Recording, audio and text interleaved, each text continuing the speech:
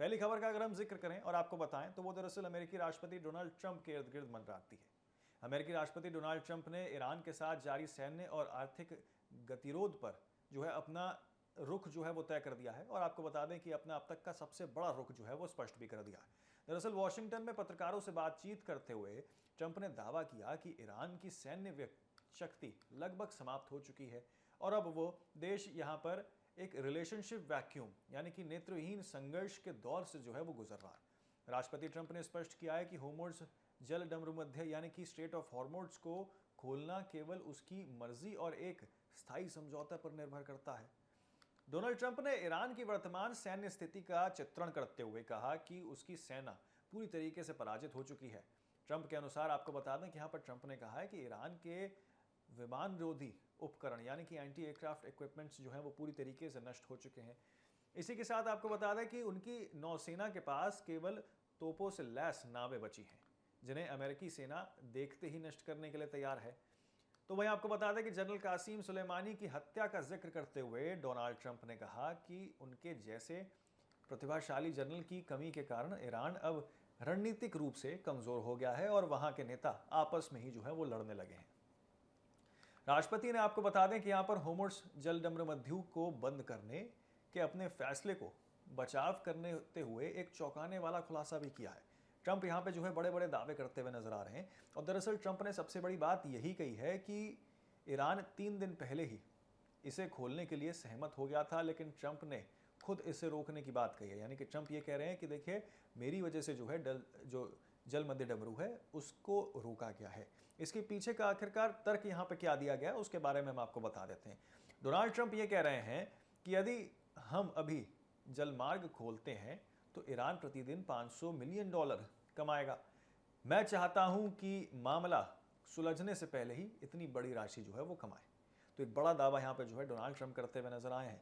उन्होंने दावा किया है कि अमेरिकी नाकाबंदी यानी कि ब्लॉकेड 100 प्रभावी हैं और कोई भी घुसपैठ जो है वो नहीं कर पा रहा है।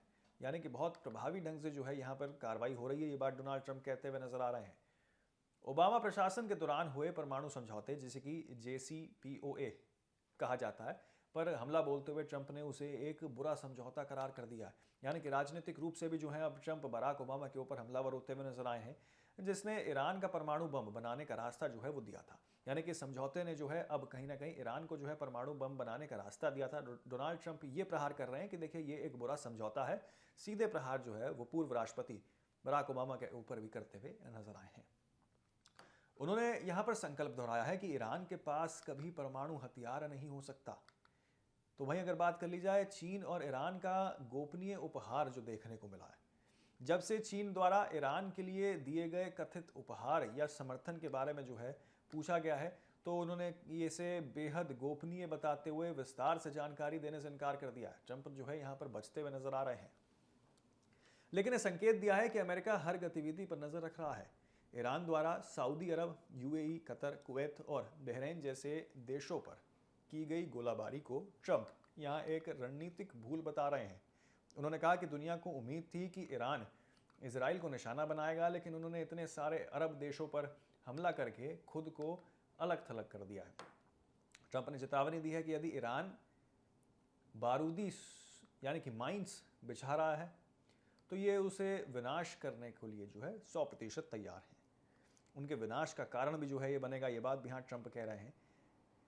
अब आपको बताते हैं कि डोनाल्ड ट्रंप का यह बयान महज एक राजनीतिक भाषण नहीं, बल्कि मध्य पूर्व में सत्ता के संतुलन को पूरी तरीके से बदलने की कोशिश है। दरअसल नेतन्याहू का लाभ भी इसमें देखने को मिल रहा है। ट्रंप का बार बार ईरान में नेतृत्व की कमी और आंतरिक लड़ाई का जिक्र करना यह दर्शाता भी है कि अमेरिका वहां सत्ता परिवर्तन यानी कि रिजीम चेंज यानी कि सत्ता विरोधी चीजें जो है वो कर रहा है, या फिर एक तरह से संपूर्ण की स्थिति का इंतजार कर रहा है। अब सवाल एक ये भी है कि क्या स्थायी बनाम तत्कालीन समझौता ये है? ट्रंप ने साफ कर दिया है कि जल्दबाजी में नहीं है वो एक ऐसे समझौता चाहते हैं जो स्थायी हो, ना कि कोई अस्थायी युद्ध विराम हो।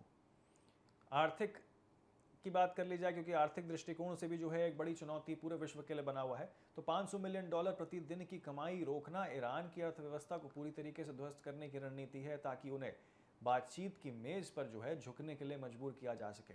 आर्थिक दबाव बनाने का प्रयास जो है अब यहाँ पर लगातार डोनाल्ड ट्रंप करते हुए आ रहे हैं और ट्रंप लगातार ये बात कर रहे हैं कि देखिए, अगर आर्थिक दबाव उनके ऊपर यानी कि ईरान के ऊपर बनाया जाएगा तो जो मेज़बानी हो रही है या फिर यूं कहें कि जो समझौता हो रहा है, ये दो टूक बातचीत चल रही है, अब उसकी रणनीति और ज़्यादा आसान हो जाएगी, क्योंकि अब बातें जो हैं वो राउंड द टेबल आसानी से हो जाएंगी अगर हम उनके ऊपर आर्थिक दबाव बनाते हैं।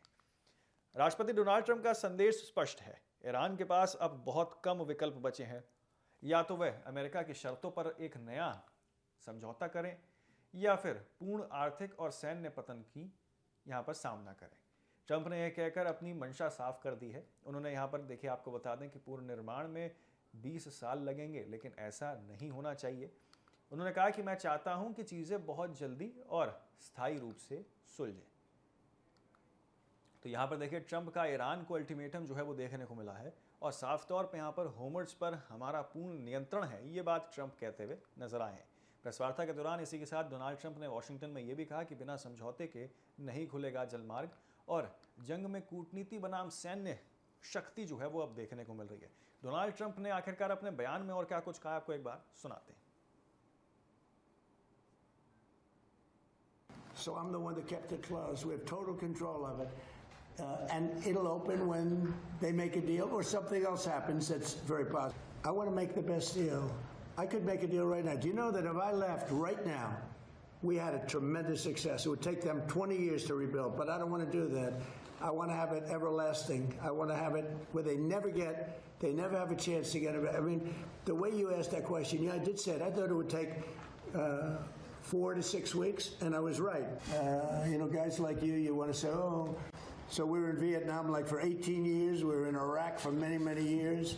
We're in for I don't like to say World War II because that was a biggie, but we were 4.5, almost 5 years in World War II. We were in the Korean War for 7 years. अगर देखिए इस पूरी कहानी को आसान भाषा में समझा जाए तो दरअसल डोनाल्ड ट्रंप ये दावा कर रहे हैं कि देखिए, हमारी वजह से जो है चीज़ें अब और आसान हो रही हैं। हम जो है अब राउंड द टेबल यानी कि कूटनीतिक नज़रिए से जो है अब चीज़ों को देख रहे हैं। हमारी बदौलत जो है, अगर हम आर्थिक दबाव यहाँ पर जो है ईरान के ऊपर बनाते हैं तो ईरान जो है उसको झुकना पड़ेगा और राउंड द टेबल जो यानी मध्यस्थता की बात चल रही है उस पर झुकना पड़ेगा। इसी के साथ आपको बता दें कि ट्रंप ये भी दावा कर रहे हैं कि हमारा पूरा नियंत्रण जो है वो स्ट्रेट ऑफ हॉर्मोज़ पर है।